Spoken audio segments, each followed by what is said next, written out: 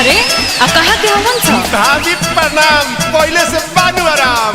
ओ त आ गइल जा हम लोग आज रोंगे का मनीष भाई एकदम पटक पटक के रगे मच के होली है।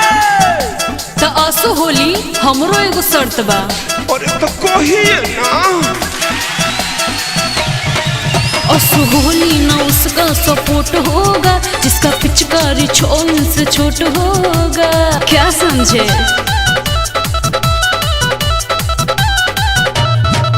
असो होली ना उसका सपोर्ट होगा जिसका पिचकारी 6 इंच से छोट होगा।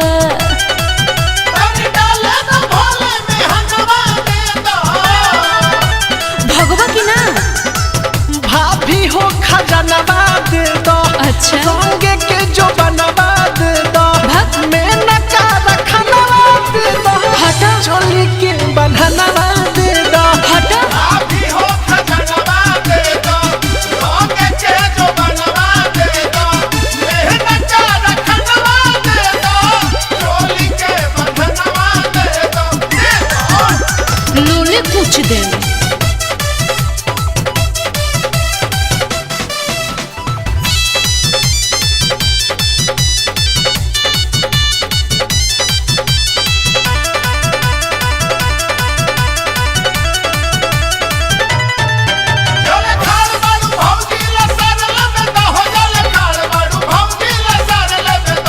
अरे भैया अगले रे हाँ तो चालू हो जो होली खेले रघुबीरा अवध में होली खेले रघुबीरा केकरा हाथे कनक पिचकारी देखा था लड़का कितना सुघर गाँव गाँव सा बैले भैया चालू करो।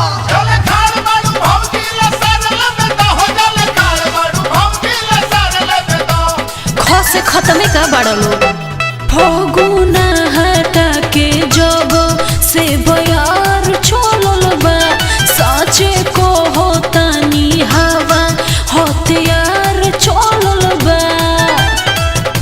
ए भौजी हो पाकल पाकावा नयाज साधा दे दो। हाड़ी में हाथ लगा दे दो। ए नीछू न दहिया बिलर के जूठिया दे दो। होली के हिरिस मिटा दे दो। आधा पीछा से चाहे समनवा दे दो भाभी हो खजानवा दे दो। रंगे के जो बनवा दे दो। मैं नका रखनवा दे दो। चोली के बंधनवा दे दो।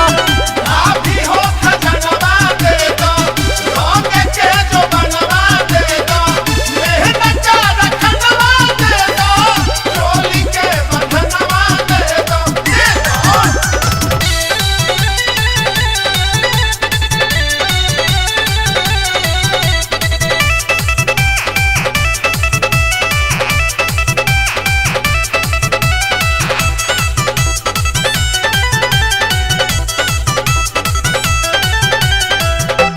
सोनू सरगम मनीष अब खीस बरता लूटी देहिया में ताहा रहो ढेर जरता।